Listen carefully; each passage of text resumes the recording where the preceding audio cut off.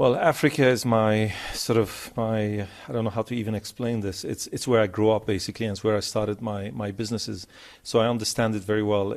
You can't sum it up as a continent because it's 54 different countries with different cultures, regulations, and so on. Not the easiest place to do business, but the most exciting place to do business. We started obviously in West Africa, and we've grown across the whole continent from north to south to East Africa. Still face a lot of challenges and so on, but we scale very fast. We've learned how business is done there, and today, we're serving more than 400 million people.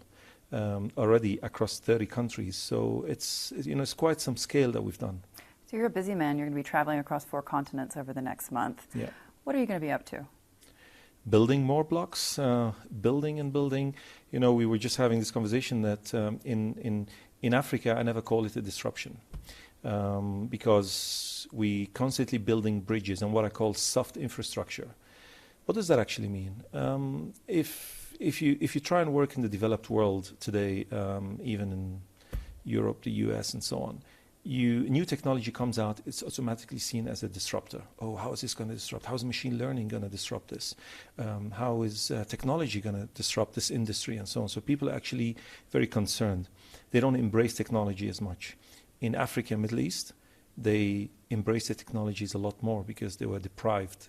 Technologies were not there. And these technologies are coming and providing them with content, with loans. And we take a lot of data from the telcos and the banks, make sense out of it, and build big data centers around Africa, and then provide loans to people who never even knew what a loan was, not to talk about even accessing the financial system. And great success in this region.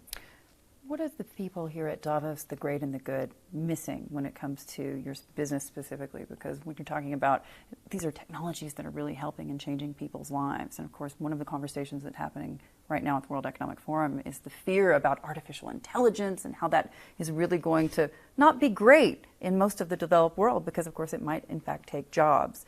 What's your take on that?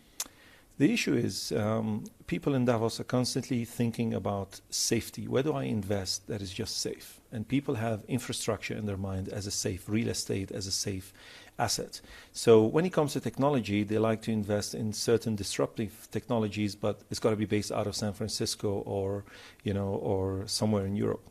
Actually, there's more technologies coming out from certain regions in Africa that have actually changed the world or the African world.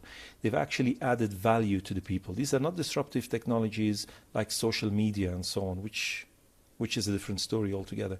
This is technology that enhance people's lives, have given them access to things they never thought possible. And what they're missing here in Davos is they ignore that part of the world. They ignored a lot of the part of the world in Southeast Asia, for example, because we're all trying to eat out of the same plate, where is this investment, okay, real estate, or let's do power. Power is safe, so because we own the assets and so on, and they ignore huge potentially growth areas. And that's where we're putting a lot of focus, that's where we're putting a lot of energy, and you can see from the smaller private equity and the venture capitalists actually moving into Africa because they can't compete with the big guys in the developed world, and they only see now the opportunity to actually invest in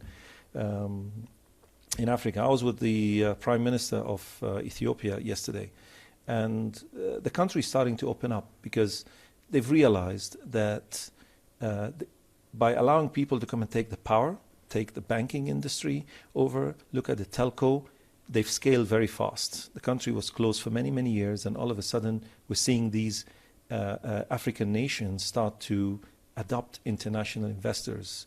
And I think it's very exciting, especially in what we call greenfield countries like Ethiopia and many of the East African countries. So you're in 30 countries now. Where else are you looking to go? Ooh, Latin America. So, okay. Yeah, from... hence the 4 continents. In 2 weeks' time, I'm going to be touring 6 countries in Latin America. We need to create a strong footprint over there. We're currently in Africa, Middle East, Southeast Asia, and Latin America is the next stop for me. Hey there, thanks for checking out CNBC on YouTube. Be sure to subscribe to stay up to date on all of the day's biggest stories. You can also click on any of the videos around me to watch the latest from CNBC. Thanks for watching.